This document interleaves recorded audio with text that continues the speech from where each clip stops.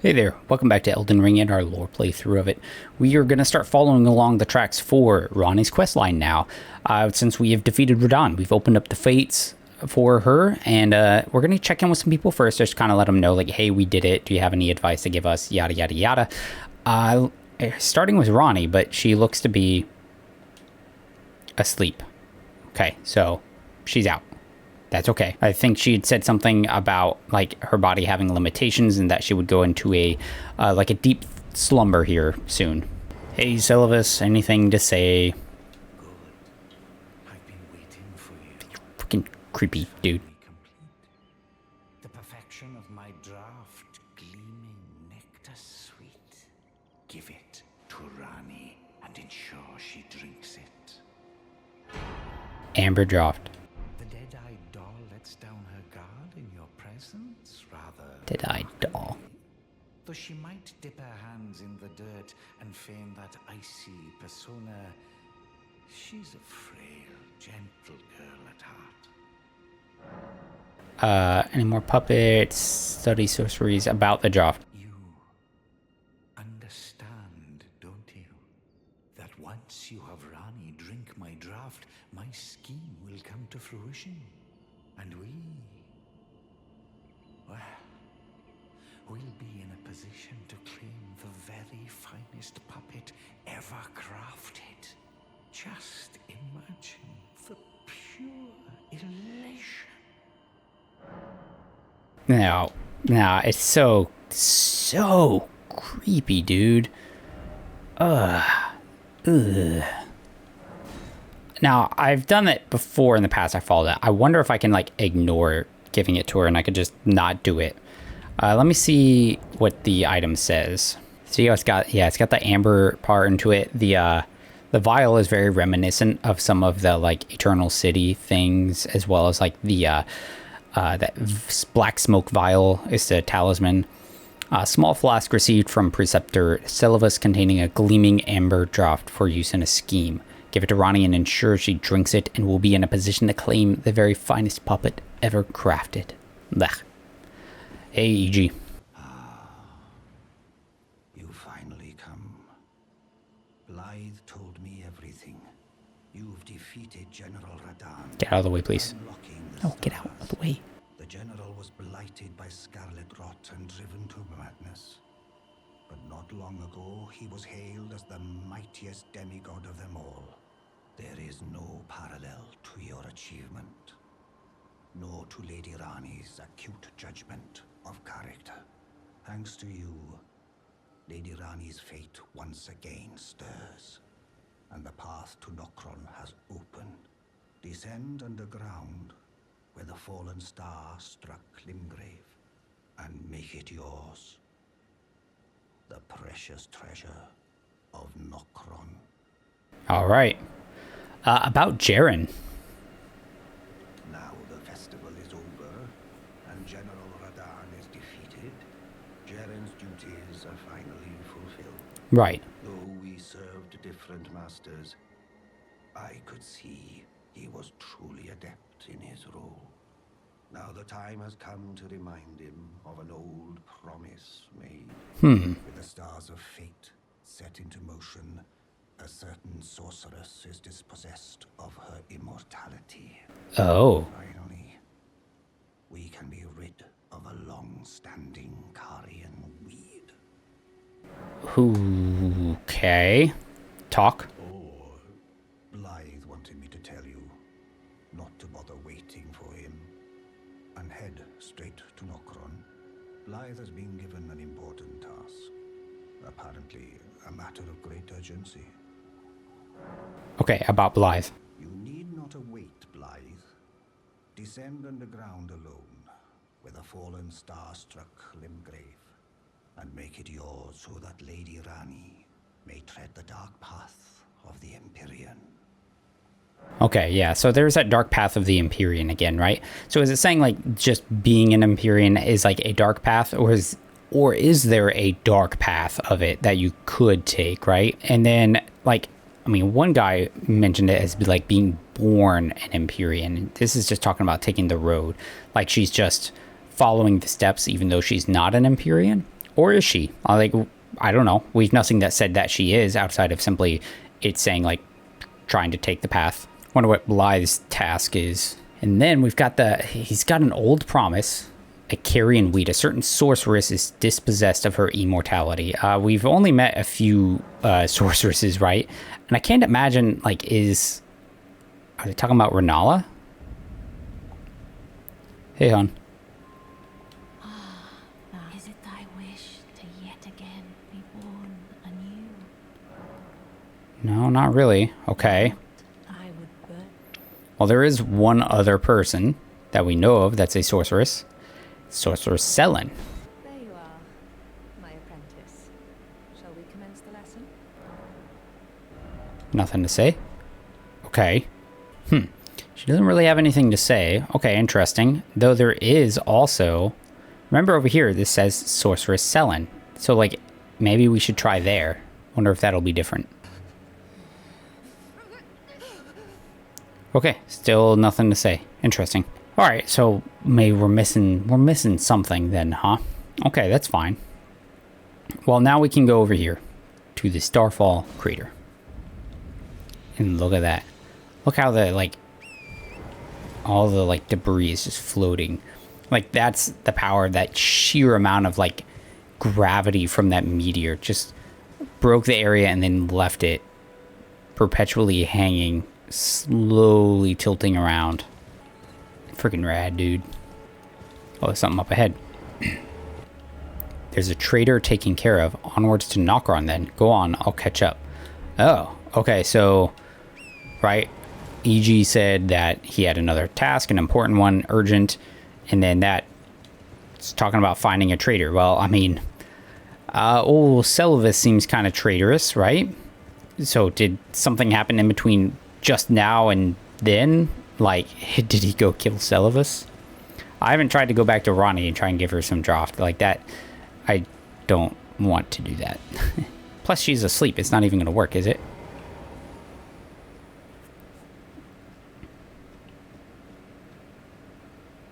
Look at the blue flames. It's been the same whenever we've gone down in places like this before.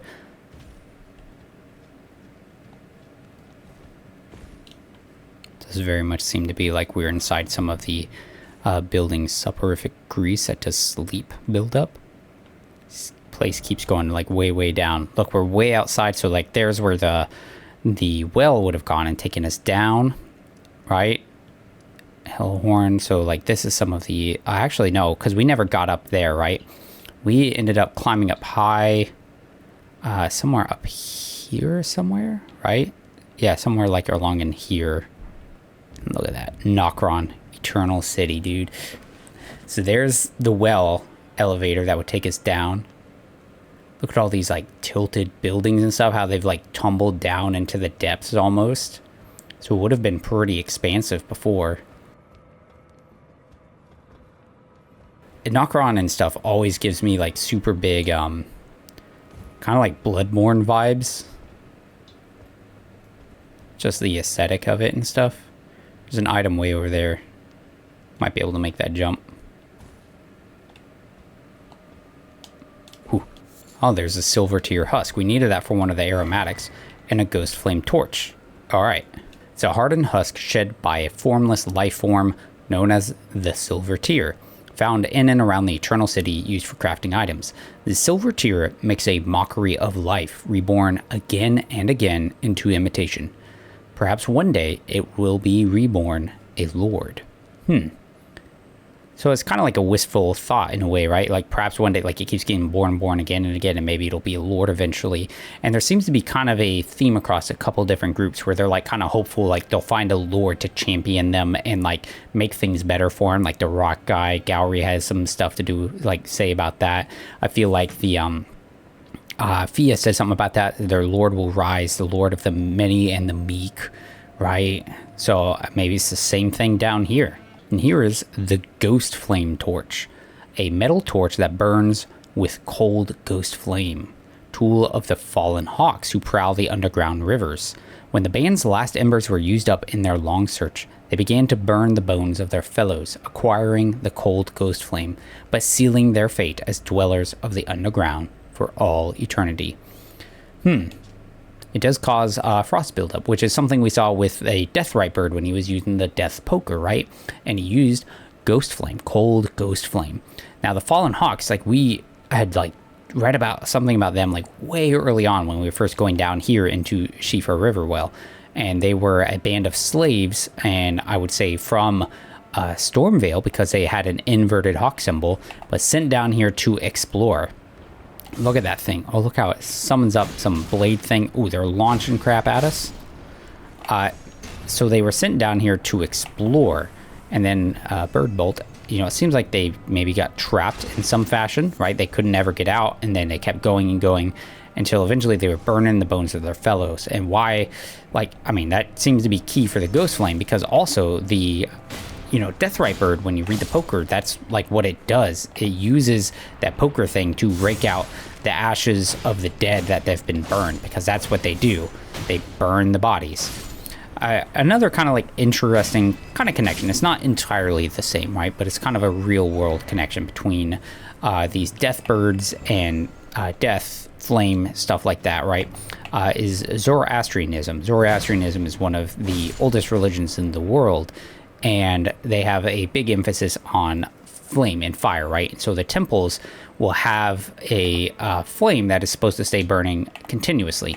Now, the other part that's kind of interesting and why I kind of tie it together is their method of like burial, or like when people die, like what they typically do, and that is a sky burial. So they have these like I can't think of the right word right now. I'm gonna call them, I guess, graveyard type of thing right now, right?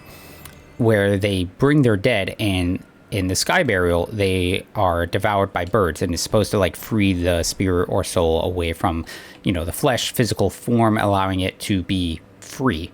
Now I'm paraphrasing it a lot, and I don't have like the details completely right, especially since I haven't like looked at any of it in years, right? But there's an interesting parallel where you've got these death birds who have deals with like death rites and the dead, and then burning bodies, so flames and the dead, right? Another connection too kind of goes back to the twin bird. So the twin bird is an envoy of some outer gods, and you could make some connection that this outer god that they're tied to is related to death, because they're death birds that come from the twin bird. But the twin bird isn't necessarily a dead bird, right? Like, as far as we know, all we know is it's a twin bird, two things, which kind of goes into the whole duality of a lot of this game, right? And in my head, it sounds a lot like, especially the picture really makes me think of like a phoenix, right? What does a phoenix have to do with? Well, dying, flames, and rebirth. So I find a lot of those connections similar, or, you know, just kind of interesting as well, right? Again, I still don't understand why some of their screams, like they've got the whole Death Blight thing going on, unless they've been somehow corrupted as well, like maybe in the burning of some of the dead, and maybe they like don't like those who live in death, because like they should just be dead, right? They should burn the bones and stuff. I don't know. This place is cool though. And now we find, look at that, corpsey bodies. Look how they're just like really like bloody sword zombie looking dudes, and that torch is the Ghost Flame torch. Old weapons. Who could possibly be walking around using those types of things? I mean, it's got to be the Band of the Fallen Hawk, right? Hey there. Yeah, it completely lost all their clothes. Look how just like ragged they look. Crazed eyes. Like I think he's missing an eye as well, right? Only got the one singular one. Hold still for a second. Nope. Oh, he went into a frenzied attack there. Ooh, even the archer's got that ghost flame going on, building up the frostbite. See ya.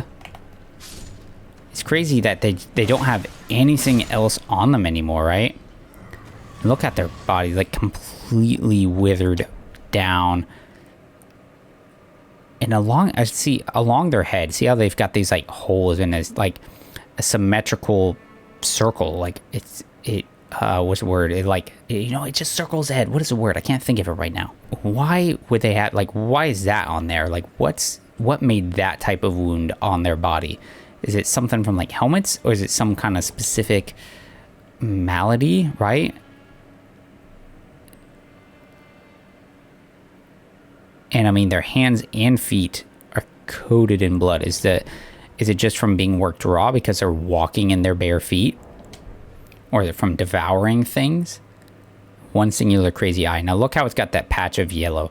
There's some, you know, Izuli Witch videos that kind of talk about some of that stuff as far as like seeing the gold or yellow in eyes. If you're interested, I would recommend checking it out. It's pretty interesting. Clarifying white cured meat. You know what I also didn't do? The white meat reminded me is from Bloodless Creatures. That's like from Octopus, Land Octopus. Well, we got that helmet a while back, and I never actually read it. So let's take a look at it now. A land octopus, whelp worn directly on the head, has a lingering warmth reminiscent of human skin. Those who can withstand the smell will find its organic elasticity excellent for negating strikes. It's actually a pretty reasonable helmet, I think. And it's just kind of fun. You got an octopus on your head. Nokron, Eternal City. Now we're into some more settled, right? We're not jumping across rooftops anymore. This is like standard ground. It's crazy that there is actual like living plants in here without like sunlight. Interesting little gazebo thing. That soldier had like an actual helmet on. Ghost glove wart picker. Hey bud, look at that metal cap on him. See, he's got that inverted hawk symbol. He's banging the shield, so he's like drawing all his allies to them, which is going to be pretty obnoxious, but we'll be all right. So I wonder, those silver blobs, right, earlier, I didn't really talk about them because I started going on that tangent about death birds and stuff. But I wonder, were those things the... Oh, spirit flame arrows. I wonder if those things were the silver tears, right? Is that the, like, organic, non-organic life form, false life form? Because it's moving, it's doing stuff. It was attacking us. It's silvery. Oh, does it actually go down through a layer of water? That's pretty cool that the elevator actually goes down through there. And look how there's this huge building, like... It should be all these other levels and layers of like rooms and structure. And if you look like way up there, this building's all toppled sideways and stuff. It's so cool. Yeah, the spirit flame arrows, you know, do set a light with go flame before firing. It deals magic damage while also doing frost, used by Company of the Fallen Hawk once ordered to explore the Eternal City. I had a thought about this, you know, band of Fallen Hawks, right? So what if, right, you had Stormveil and his old masters and stuff, right? Because they weren't originally the golden lineage. It seems like it was taken over by them, you know, as is what the Erdtree does. And I wonder, you know, so you had the regular Stormhawk symbol, which is the upright hawk, and then you've got this inverted one. Now, it's very possible that, you know, the regular, whoever ruled Stormveil before, like, yeah, they did stuff to do with, like, maybe they had slaves and whatever, and they were interested in this place. But what if, right, the Golden Order, Order of America, however you want to call it, Erdtree, they took over, and then they basically turned the former, like, soldiers and people of Stormveil into slaves, right? Because that's not outside of what they would do, because that's what happens to the misbegotten. You know, anybody they deem lesser, it just become like slaves are just lesser, right? And so that would be pretty on par for their thing. And then as kind of like a mockery of like what they do, or like who they used to be, their symbol became inverted. They're like, here's some equipment, we're going to send you off to go and explore this Eternal City, which essentially turned out to be a death sentence. Because, like, why else wouldn't they come back, right? Like, they just got sent out here and they're like, don't come back. And so, you know, that's why they have the inverted symbol, is because it's just a twisting on their, what should be their heritage. Great Shield, Soldier Ashes. Those guys are great, dude. They may not do like a ton of damage per se, but they're like pretty aggressive. There's like 5 of them, and they just get in dudes' faces and they just kind of mess up and wreck shop, man. Spirits of Great Shield soldiers who belong to the Fallen Hawks, a band of soldiers that once explored the Eternal City, stout defenders with a steady guard. Though their methods are somewhat crude, they work well as a squadron and will attract the attention of enemies or lob ghost flame from the rear guard. Aha, look at that. Now, we fought somebody like that. Well, one, we see the statues like that, like in the Church of Vows, right? Big old statue of a figure like that. We see it in and around places as well, in the Eternal City area and other adjacents. But we know they're like knight warriors or Nox swordstress, maybe priestess, maybe, because we fought 2 of them. It was a monk and a swordstress or something like that. The monk was a male. See those columns? Those like large stump things. Oh shoot! Look at that thing right there. That's an awesome view, dude. I remember seeing this first time and it was just like super cool, like awesome, like so cool. Like look at that. You can see the path. You can see another one of those giant figures in a, what's a chair crypt, right? But I was going to say like those large like tree columny things. I talked about them before when we were down in Seafor River and like looking out in the distance, how they were maybe like old tree stumps, right? And they actually remind me of those like spire things we've been seeing up towards the north, which is probably part of the Mountaintop of Giants. So I wonder if there's some similarity or connection there. So we got a big old boss fight area. Now this space is very, right, it reminds me a lot of this area right here, the Hallowhorn grounds where we fought the ancestral spirit. So I wonder, let's see what we fight. Hi, child. There's one silver tier dude right there. And he plops down. See that mist that shows up? It's a lot like when that, like noble dude turned into a, into one of those lion things, and it just turned into us. I mean, that's like the Husk said, it's just like a simile, a kind of a mockery of life, right? And ooh, okay, let's go like this. Ooh, good pokes. But it said, like, you know, it's light, it can be reborn again and again until eventually it might turn into a lord, right? Oh, he's got the magic darts because that's what we've been having on. Some very epic music for the mirror match of a century. I ran out of stamina. I was like, why am I not doing the counterattack? Oof. Gotcha. Reduvia. Larval tier, silver tier mask. See how they kind of, like, those Nokron runes kind of go right down into this other ancient civilization? Like, this is definitely not the same as Nokron Eternal City, like, but it's coming down on top of it is the way I'm taking it. So the silver tier mask, fashioned from the corpse of a formless silver tier, supported by its hardened shed husk, it greatly increases arcane to the detriment of physical attack power. To imitate the imitator is a cunning play indeed. But I think that's where we're going to stop it for right now, because there is a bit more for us to go along here. Hi, cat. Not right now, because we still need to do more in the Eternal City. As you can see, we're following along some big old bridge, and that's going to lead us up into some of these other areas. And you can actually see that's the chair crypt right there. So we're going to need to do some more stuff there. And so we got to like figure out how to do all that, which might take a bit of time. And then once we get that, you know, we're probably going to have to turn that in, talk to other people. It's going to be an involved process, right? So for now, we're going to hold off onto it. So thank you. Oh, God, cat fur. Thank you guys for joining me. Hope you guys enjoyed it. I always appreciate it when you guys check it out. And until the next one, take care.